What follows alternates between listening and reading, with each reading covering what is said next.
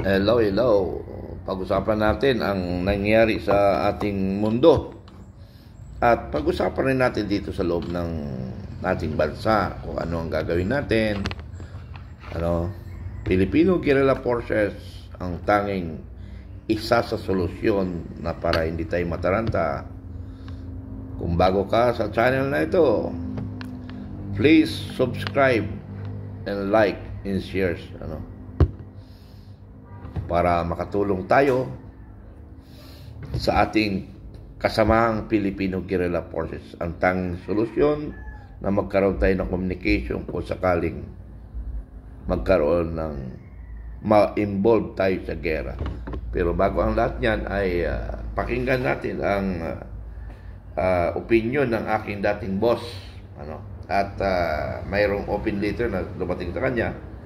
Okay, pakinggan natin. Magandang araw mga kaibigan. Bigyan natin ngayon ng reaction opinion itong post ni KP Chu, open letter kay Pangulong Marcos Jr. Tungkol ito sa posibilidad na pag lumala ang giyera sa Iran, Israel, US,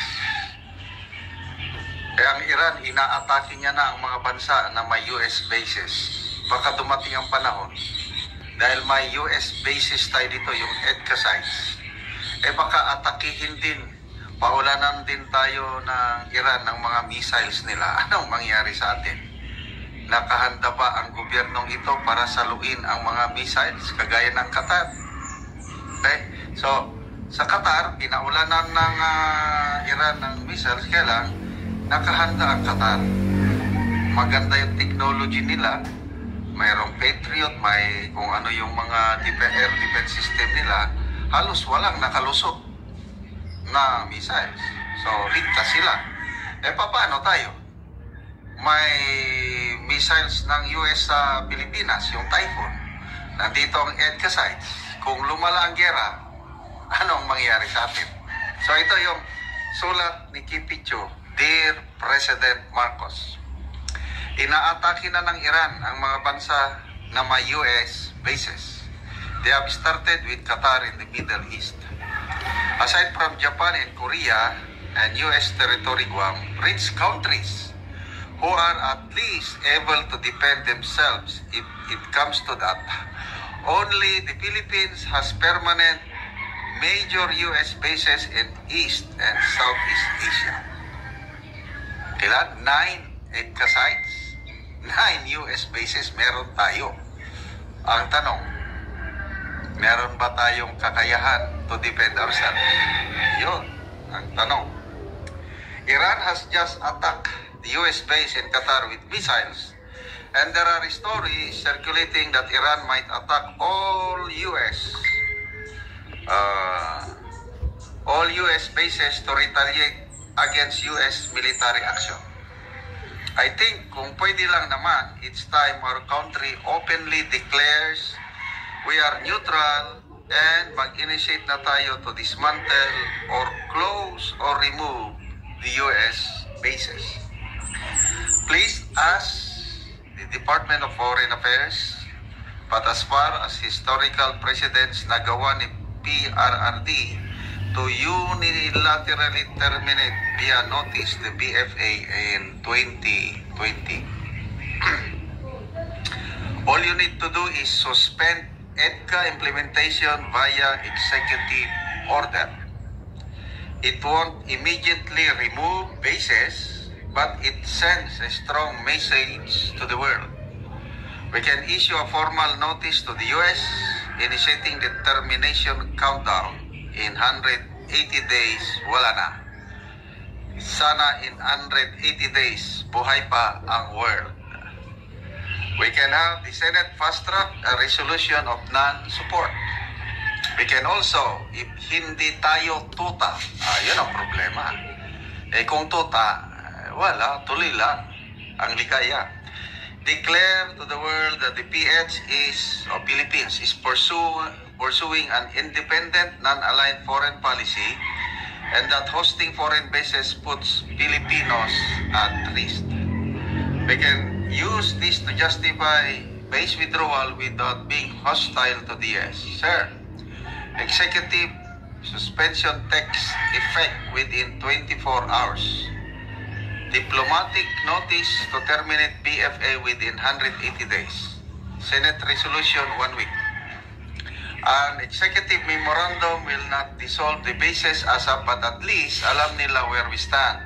It will stop any construction, base use, and rotation ASAP.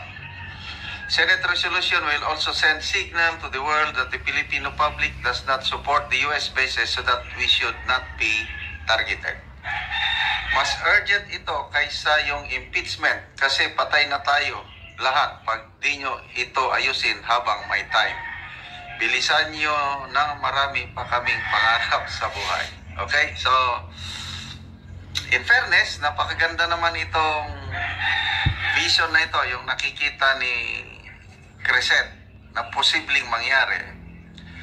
But I doubt kung makaabot ito sa Pangulong Marcos o sa kanyang mga security advisors. Suntok sa buwan ito. Sa nakikita ko habang nandyan ang Pangulo, hindi niya gagawin itong sinasabi ni Crescent. Kaya magdasal na lang po tayo. The alloy slingshot with integrated red laser. Okay, so ano masabi niyo? Panginoon, are you ready for the second coming of Christ? Mga kaibigan, ang bansang Pilipinas ay mayroong mga 8 site. Okay lang sana kung missiles lang ipadala sa atin, pero marami ring mabibiktimang Pilipino. Wag lang yung nuclear bomb kasi wala na tayong pagtataguan. Kung hindi sa ilalim na lang ng tubig tayo tatago, paano tayo mabubuhay kung nasa ilalim ng tubig? Oxygen. So, sa loob ng kuweba, sara ang kuweba, ang problema, oxygen rin. Kulang rin tayo. So, manalangin na lang tayo. Paano tayo mailigtas? Pero itong ating administration o si Pangulong Marcos, hindi ko malaman kung anong iniisip yung taong ito no? Iniisip ba tayo? O iniisip niyang politika? Or galit lang tayo kaya hindi natin nakikita? Alin ba ang totoo dito? Please comment, yung comment, yung neutral na isip Hindi, katulad ko kasi, wala na akong makita kasi na matino na pag-iisip ng Pangulong Marcos. I'm sorry. Dahil kapanalig kita noon, magkapanalig tayo noon. Nakikipagpatayan kami para lang manalo ka. Pero anong ginawa mo? Pinagluluko mo kami. Although sabihin natin na hindi ikaw. Ay niya si Secretary Lagdamio, kausap ko. Isang pa'y nagkatiwalaan mo na isa rin ng gulo sa Mindanao. Na lahat ng